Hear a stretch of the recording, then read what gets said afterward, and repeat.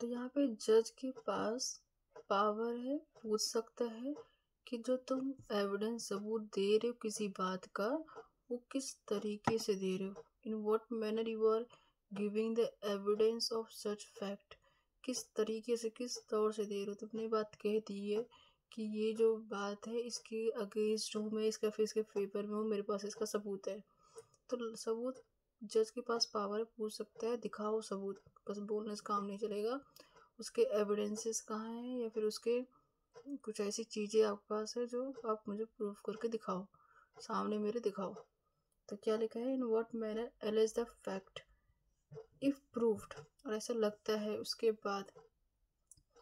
कि जज को ऐसा लगता है इसकी बात सही है क्योंकि इसने उस बात को प्रूफ कर दिया है, अपने सबूत को भी प्रूफ कर, सबूत के तौर पर उस बात को प्रूफ कर दिया है जिसके लिए वो एलिज कर रहा था।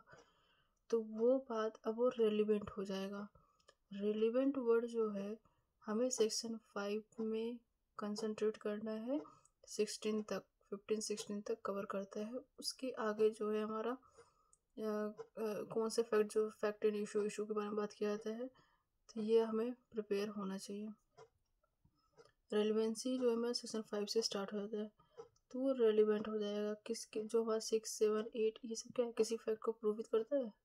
तो फैक्ट हो गया। अब नेक्स्ट पॉइंट बोल रहा है एंड से नया सेंटेंस स्टार्ट हो जाता है। द जज शेल एडमिट द एविडेंस, जज जो है उस वाले एविडेंस को एडमिट कर लेगा। If he think that fact is proved, अगर उसको ऐसे लगता है फैक्ट जो है प्रूव्ड हो चुका है, and would be relevant and not otherwise, उसको रेलिवेंट मान लिया जाएगा, उस पर और कोई ऑप्शन नहीं उठेगा, मीन्स वो रेलिवेंट के ही कैटेगरी में आ जाएगा। इतना समझ में आ गया आई थिंक। एक पैराग्राफ इसका,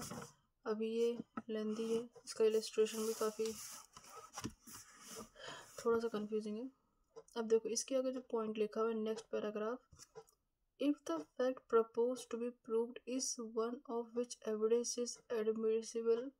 ओनली, अगर ऐसा, अब जो उसने कहा था कि मैं एविडेंस दूंगा, मैं सबूत दूंगा जो बातें हैं उसे प्रूफ करने के लिए,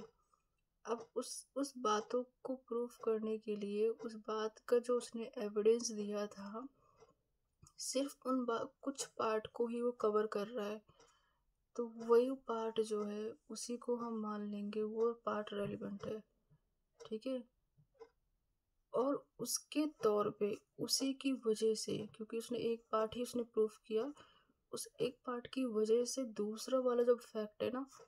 वो भी अपने आप में प्रूफ हो जा रहा है, तो ये मान लिया जाएगा दूसरा वाला जो पार्ट है वो भी फैक्ट का प्रूफ माना जाएगा। एक फैक्ट की वजह से, एक फैक्ट का एविडेंस दिया गया जिसकी वजह से वो वाला फैक्ट जो है प्रूफ हो चुका है, बट उसी के जो प्रूफ होने की वजह से, एक फैक्ट प्रूफ होने की वजह से और जो फैक्ट है वो भी प्रूफ मान लिया जाएगा क्योंकि वो उसी से रिलेटेड है, और ऐसा है कि वो भी फैक्ट प्रूव्ड ही हो गए हैं, एक के ऊपर दूसरा डिपेंड है, तो अदरवाइज नहीं। फिर से रीड करेंगे, if the fact propose to be proved is one of which evidence is admissible only upon the proof of some other fact, तो बोला अगर एक फैक्ट रह गया है उसको प्रूफ करने का कोई फायदा नहीं है जब तक अदर फैक्ट प्रूव ना हो जाए, ठीक है। अगर अदर फैक्ट्स प्रूव हो जाए तो ये वाला फैक्ट प्रूव हो जाएगा। The such last mention fact must be prove before,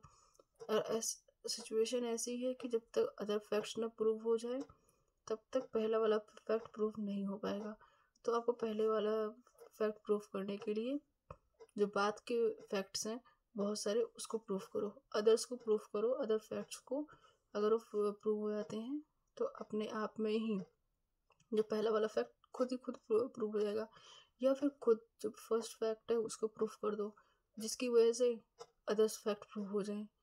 तो ये वाइज वर्सा है, ठीक है। Before it, the evidence is given of the first mention unless the part undertaking to be given for the court is satisfied such mention, वही same चीज repeat कर रहा है कि कोर्ट सेटिस्फाई हो जाए